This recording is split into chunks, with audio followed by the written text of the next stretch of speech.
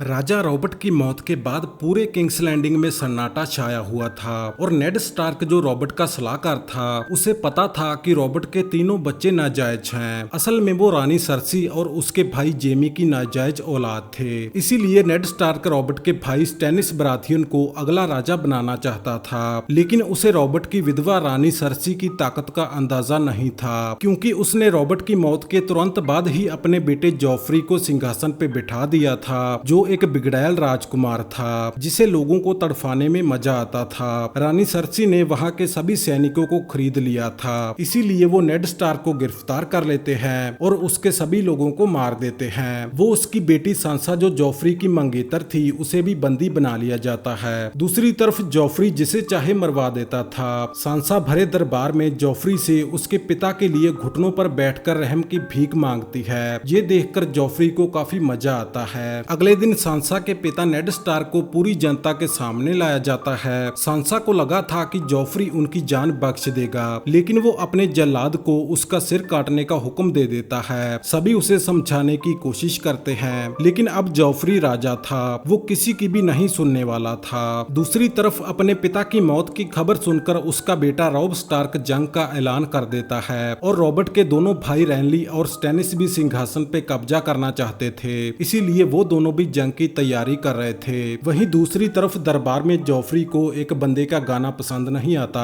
और वो भरे दरबार में उसकी जीभ कटवा देता है। इसके बाद वो सांसा को उसके पिता के कटे हुए सिर के पास ले जाता है और जबरदस्ती उसे देखने को मजबूर करता है, और वो हर रोज महल में योद्धाओं के मुकाबले करवाता था और उनकी मौत का तमाशा देखता था। अगले दिन जॉफ्री एक बंदे को जबरदस्ती इतनी वाइन पिलाता है कि उसका पेट फट जाता है। दूसरी तरफ जॉफ्री का नाना जो एक बहुत अमीर और ताकतवर लॉर्ड था, वो रॉब की बगावत को कुचलने की कोशिश कर रहा था और जॉफ्री और उसकी मां को लाइन पे लाने के लिए अपने बौने बेटे टिरियन को सलाहकार के तौर पे शासन करने के लिए किंग्स लैंडिंग भेजता है, जिसपे जॉफ्री और उसकी मां बिल्कुल भी खुश नहीं थे, क्योंकि टिरियन एक बहुत चालाक बौना था। लेकिन उसकी बहन यानी कि रानी सरसी उसे खत्म करने के तरीके ढूंढ रही थी। लेकिन रानी सरसी ने राजधानी में काफी दुश्मन पैदा कर लिए थे, क्योंकि वो एक बहुत घमंडी औरत थी और अब जॉफ्री भी उसकी कोई बात नहीं सुनता था। जॉफ्री को पता चलता है कि राजा रॉबर्ट के कई सारी औरतों के साथ नाजायज संबंध थे, इसीलिए वो शहर के सभी नवजन्मे बच्चों को मरवाने का हुक्म दे देता है और उसके सैनिक पूरे शहर के सैकड़े बच्चों को बेरहमी से मार देते हैं, जिस वजह से शहर के लोग उसके खिलाफ होते जा रहे थे। उनका महल से बाहर जाना भी मुश्किल हो चुका था और वो हर रोज सांसा को दरबार में बेइज्जत करता था।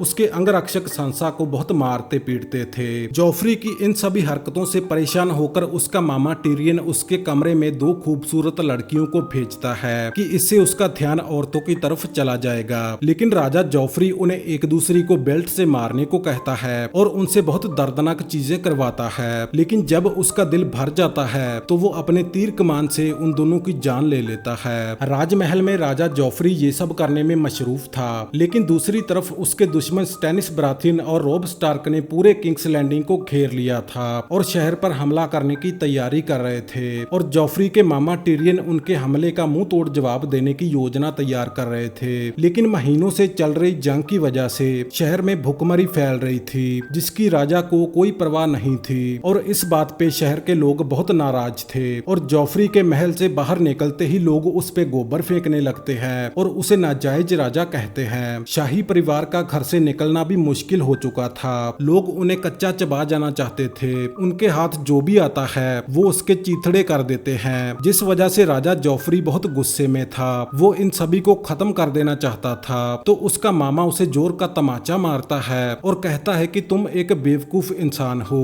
वो उस जंग की वजह से भूख से मर रहे हैं जो नेड स्टार्क का सिर काटकर तुमने शुरू की थी। लेकिन जॉफ्री पूरे शहर को गद्दार घोषित कर देना चाहता था। दूसरी तरफ रानी के भाई जेमी को रॉब ने बंदी बना लिया था और उसे महीनों से जानवरों की तरह कीचड़ में कैद कर रखा था। दूसरी तरफ किंग्स लैंडिंग में जंग की तैयारी की जा रही थी और जॉफ्री कहता है कि मैं उन सबको खत्म कर दूंगा। उसे अंदाजा ही नहीं था कि ये एक बहुत बड़ा खतरा है। अगर वो हारे तो स्टैनिस उन सभी को मार देगा। तभी इन्हें एक और बात पता चलती है कि लाल रेगिस्तान के पार कार्थ शहर में डेनेरियस टारगेरियन अभी भी जिंदा है और उसके पास 3 ड्रैगन भी हैं, जो अभी छोटे हैं लेकिन जल्दी ही बड़े हो जाएंगे। दूसरी तरफ स्टैनिस के सैकड़े जहाज जंग के लिए निकल चुके थे। जल्दी ही शहर की घंटियां बजने लगती हैं। वहीं राजा जोफ्री अपना सुनहरा कवच पहने सैनिकों के बीच घूम रहा था, लेकिन टिरियन समंदर में तेल फैलाकर आग लगा देता है, जिससे स्टैनिस के कई सारे जहाज तबाह हो जाते हैं। लेकिन उसे रोकने के लिए ये काफी नहीं था।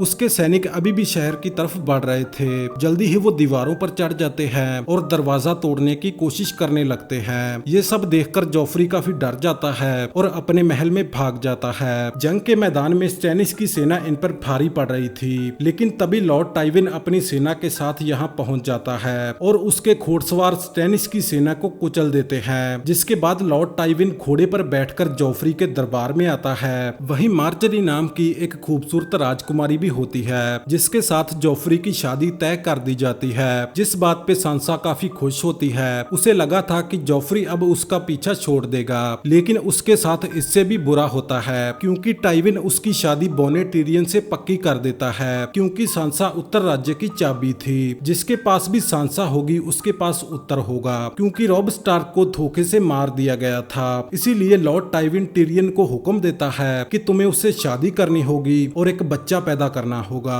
दूसरी तरफ सांसा इस बात से बहुत दुखी थी, लेकिन ये सुनकर राजा जोफ्री बहुत खुश होता है। लेकिन अब उसका नाना टाइविन राज कर रहा था और वो जोफ्री की कोई बात नहीं सुनता था। जल्दी ही सांसा और बोने टिरियन की शादी कर दी जाती है। उसी रात जोफ्री उन दोनों की बेइज्जती करने लगता है, लेकिन टिरियन उसकी बोलती बंद कर देता है। जिसके बाद जोफ्री सांसा को उसके भाई और माँ का कटा हुआ सिर शादी के तोहफे में देना चाहता था, लेकिन टिरियन कहता है कि जरा ध्यान से भांजे, क्योंकि आजकल राजा मक्खियों की तरह मारे जा रहे हैं। तो जोफ्री कहता है कि मैं तुम्हारी जबान कटवा दूंगा, मैं तुम्हें मिट्टी में मिला दूंगा। तो उसके नाना कहते हैं कि राजा थक चुके हैं, उन्हें उनके कमरे में बंद कर दिया जाए, क्योंकि अगले दिन जोफ्री और मार्जरी की शादी होने वाली थी। शादी के बाद एक विशाल दावत चल रही थी, लेकिन जोफ्री अपनी हरकतों से बाज नहीं आ रहा था। वो अपने मामा और सांसा की बेइज्जती किए जा रहा था, लेकिन तभी उसे अपने गले में कुछ महसूस होता है। अचानक उसकी सांस फूलने लगी थी, उसे सांस भी नहीं आ रही थी और वो अपनी माँ की गोद में पड़ा तड़फ रहा था और कुछ ही पलों में उसकी मौत हो जाती है। रानी सरसी गुस्से में चिल्ला रही थी और राजा को जहर देने के दोष में उसके मामा टिरियन को गिरफ्तार कर लिया जाता है। लेकिन इसी भगदड़ का फायदा उठाकर टिरियन की बीवी यानी कि सांसा किंग्स लैंडिंग से भाग जाती है, क्योंकि वहाँ का एक चालाक लॉर्ड उसकी मदद करता है। जिसके बाद टिरियन पर शक और ज्यादा बढ़ जाता है। इस तरह जालिम राजा जोफ्री का दर्दनाक अंत हो जाता है, जिसकी मौत पे उसकी माँ के अलावा पूरा शहर काफी खुश था। लेकिन जहर किसने दिया ये अभी पता नहीं था। टिरियन को सिर्फ नफरत की वजह से गिरफ्तार किया गया था, लेकिन उसे पता था कि वो मरने वाला है।